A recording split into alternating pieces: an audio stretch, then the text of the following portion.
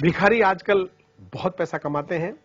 इनके पेशे में किसानों से और मजदूरों से ज्यादा कमाई होती है। कविता का शीर्षक है भिखारी नंबर 1। और उससे पहले मुझे एक बात याद आती है। मेरा एक दोस्त है जो किसी जमाने में एक भिखारी से जब भी मिलता था उसको 20 रुपए दिया करता था, फिर 10 रुपए देने लगा, फिर 5 रुपए देने लगा, फिर 2 रुपए पे उतर आया। तो भिखारी ने कहा, बाबूजी ये क्या बात हुई, पहले तो आप 20-20 रुपए दिया करते थे। तो बोला कैसा है कि पहले मैं कुंवारा था इसलिए 20 रुपए दे दिया करता था, फिर मेरी शादी हो गई तो मैं 10 रुपए देने लगा, फिर एक लड़का हो गया तो मैं 5 रुपए देने लगा, फिर एक लड़की हो गई तो मैं 2 रुपए देने लगा। तो भिखारी ने कहा, बाबूजी आपको शर्म नहीं आती, आप मेरे पैसों से अपना घर बार चला रहे हैं। ऐसे होते हैं भिखारी। सुनिए भिखारी नंबर 1। सड़क पे एक भिखारी भीख के लिए पीछे पड़ा था।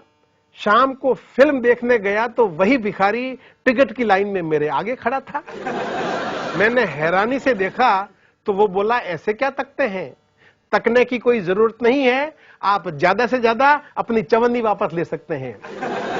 हाँ, मैंने रोटी के लिए पैसा लिया और रोटी नहीं खाई।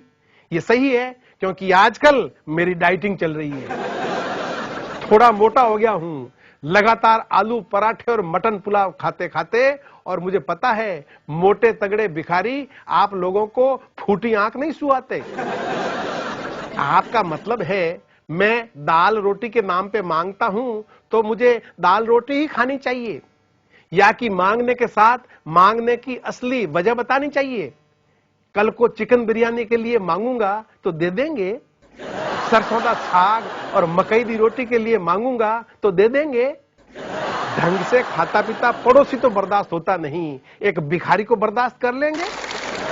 वैसे आपने ये पैसे इन्वेस्ट किए हैं या दान में दिए हैं? अगर इन्वेस्ट किए हैं तो उसका रिटर्न है 10 लाख गुना। आपने वो गाना नहीं सुना, गरीबों की सुनो वो तुम्हारी सुनेगा, तुम 1 पैसा दोगे वो 10 लाख देगा।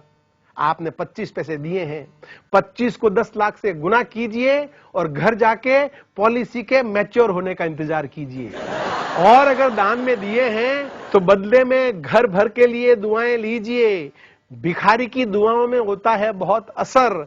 आपका अपना उदाहरण आपके सामने है सर। उसी चौराहे पर मेरे बाप ने आपके बाप से 1 पैसा भीख ली थी, बदले में आपके बाप को दुआ दी थी कि जा तेरा नालायक बेटा लायक बने।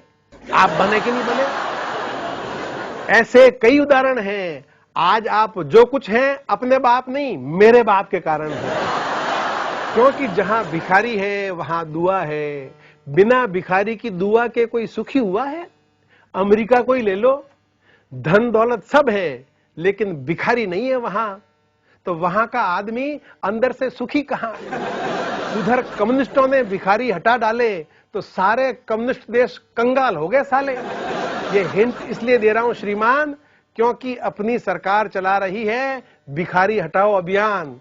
उनको समझा देना, हमको मिटा सके ये जमाने में दम नहीं, हमसे ये जमाना है, जमाने से हम नहीं। जमाने से